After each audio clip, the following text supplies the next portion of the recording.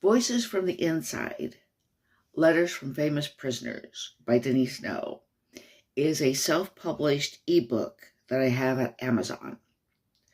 I'd like to just read the chapters from this self-published ebook. Okay, first is the introduction called Corresponding with Prisoners, in which I talk about why I correspond with prisoners.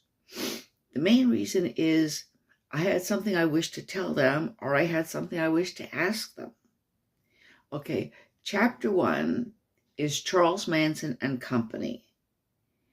I include, I include letters from Bobby Busolale, Lynette Squeaky Frome, Charles Tex Watson, and of course, the man himself, Charles Manson. Okay, the letters are reproduced, and I discuss my correspondence with all the people who are represented in each of these chapters. Okay, chapter 2, Carlton Michael Gary, the Columbus Stocking Strangler. Okay, one thing about this man, who was a black man who terrorized Columbus, Georgia, by attacking elderly white women, raping them, and usually murdering them. He had unusually beautiful handwriting. I would show his letters to people and they'd say, I have a hard time believing this was written by a man, much less by a vicious rapist and murderer, because his handwriting was almost like calligraphy. It was so beautiful. Okay, anyway, chapter 3 is Eric Robert Rudolph, and the subtitle is A Morally Motivated Murderer. He does, in fact, stand out from the other people here because of his motivations. His motivations were moral. Or what he considered moral. He was trying to stop abortion, and he was also trying to make a statement against homosexuality. And in the case of his bombing of the Olympics, he, in his own mind, was making a statement against socialism, although it really wasn't taken that way by the general public. Chapter 4 is serial murder and the entanglements of adoption.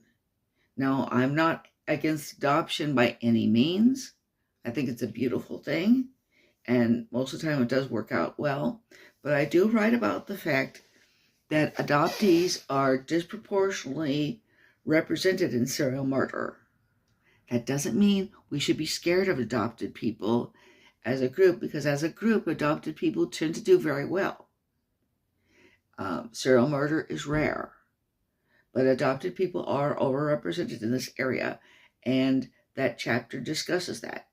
And the next chapters actually are specifically about adoption and serial murder, or they started out about it. Chapter 5, David, son of Sam Berkowitz, an adopted serial murderer whose murders were, in fact, motivated by trauma over his adoption. Chapter 6, Lawrence Pliers Bittaker and the Toolbox Murders, who's another serial murderer who was adopted, but whose murders were not motivated by his adoption. Okay, and then we go to Moore's murderer, Ian Brady, Britain's most hated man, and then we go to Jeremy Strohmeyer and the murder of Sharice Iverson. And adoption figures in. He was adopted, and he murdered a 7-year-old girl in a casino bathroom. I'm doing a manuscript about that case. Chapter 9, Abortion, Women's Freedom, and Child Abuse. Okay, and there I get into another way that unplanned pregnancies are dealt with, which is abortion, and how